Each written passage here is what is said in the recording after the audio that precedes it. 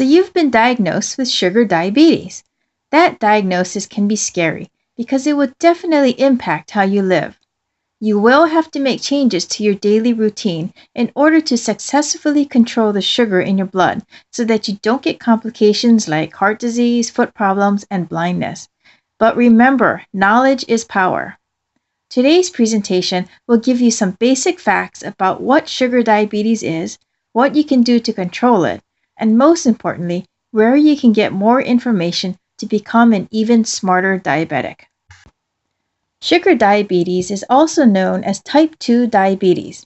What has happened in your body is that over time, you cannot use insulin as efficiently to get the sugar, also called glucose, that is in your blood, which comes from the food you eat, into your cells to make your organs work. Think of a car. As it gets older, its gas efficiency goes down. It takes more gas for you to go the same distance.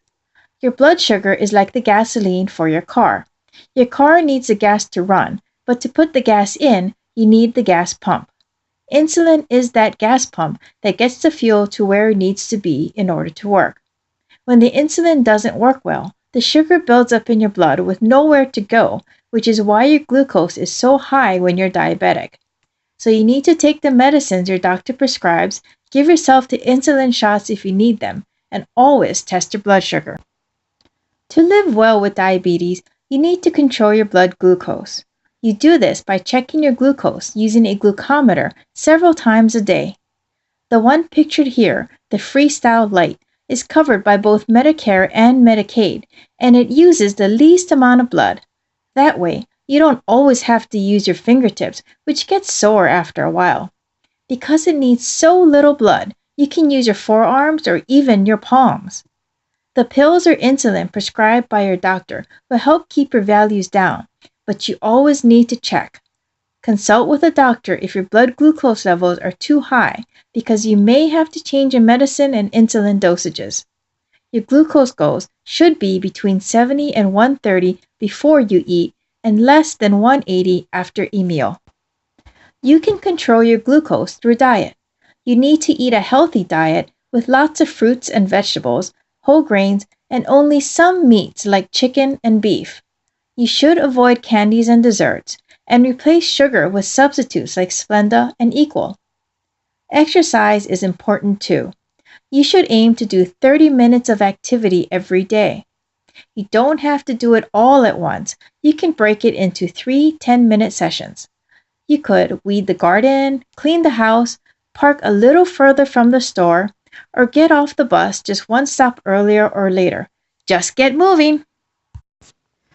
There is a lot more to know about living with diabetes, much more than I can cover here.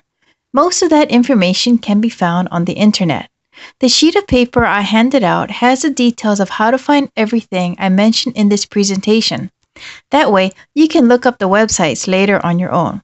If you need to use a computer but don't have one at home, don't forget you can always use one of ours.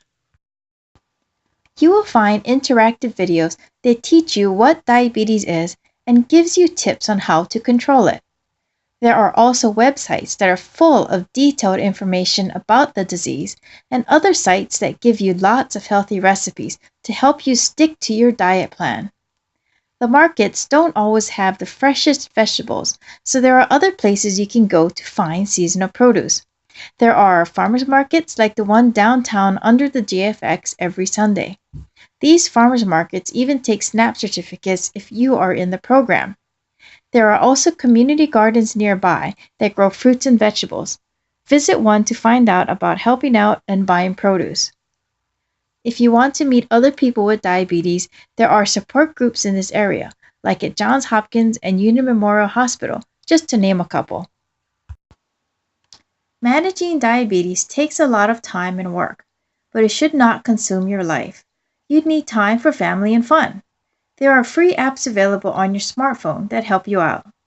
There are tools to keep track of your glucose levels, which put them in a graph so you can see how well you are doing over time.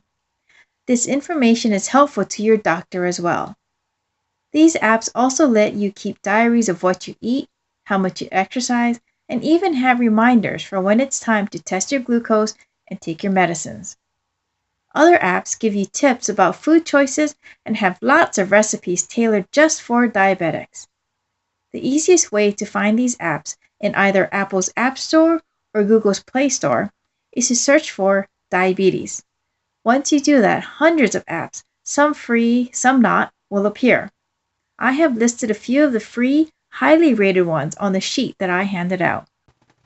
Living with diabetes is a lifelong commitment. Managing it well will take a lot of work, but it can be done.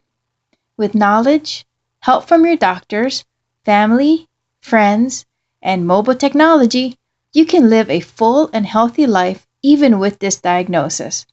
Remember, you are the captain of your ship in life, not diabetes.